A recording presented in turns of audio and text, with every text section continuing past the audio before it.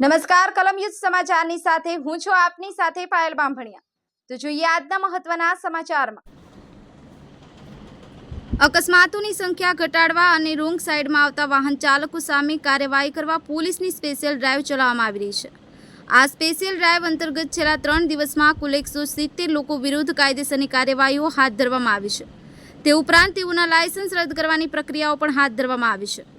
Bureau report, કલમ યુદ્ધ સમાચાર, સુરત।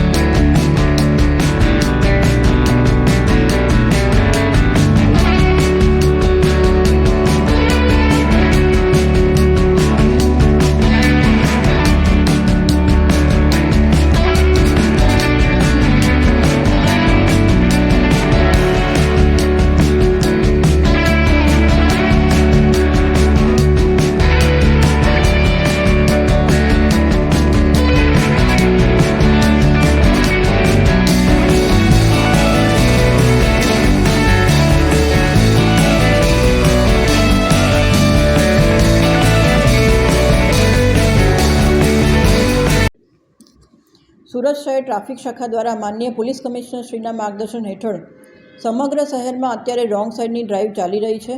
આ રોંગ સાઈડની ડ્રાઈવમાં સૌપ્રથમ અમે વાહન ચાલકોને અવેર કરી રહ્યા છીએ કે તમારું રોંગ સાઈડમાં વાહન ચલાવવાના લીધે તમે તમારી જીવની સાથે સાથે અન્ય વાહન ચાલકોના જીવ પણ જોખમમાં મૂકી રહ્યા છો અને રોંગ સાઈડની લીધે જે રીતે અકસ્માતો ધીરે ધીરે વધતા જાય છે એને રોકવા માટે સુરત શહેર ટ્રાફિક શાખા દ્વારા આ રોંગ સાઈડની ડ્રાઈવની સમજ આપવામાં આવી રહી છે। આમ છતાં પણ જે વાહન ચાલકો અવારનવાર રોંગ સાઈડમાં પોતાનું વાહન ચલાવી અને અકસ્માત માટે જવાબદાર બને છે એવા વાહન ચાલકો વિરુદ્ધ છેલ્લા 3 દિવસમાં 170 વાહન ચાલકોના લાયસન્સ સસ્પેન્ડ કરવા માટે આરટીઓને રિપોર્ટ કરવામાં આવ્યો છે અને આ ડ્રાઈવ એ હજુ વધુને વધુ સઘન બનાવી અને સુરત શહેરના રોડ ઉપર અકસ્માતનું પ્રમાણ ઘટે તેવી કામગીરી હાલમાં સુરત શહેર ટ્રાફિક શાખા દ્વારા કરવામાં આવી રહી છે।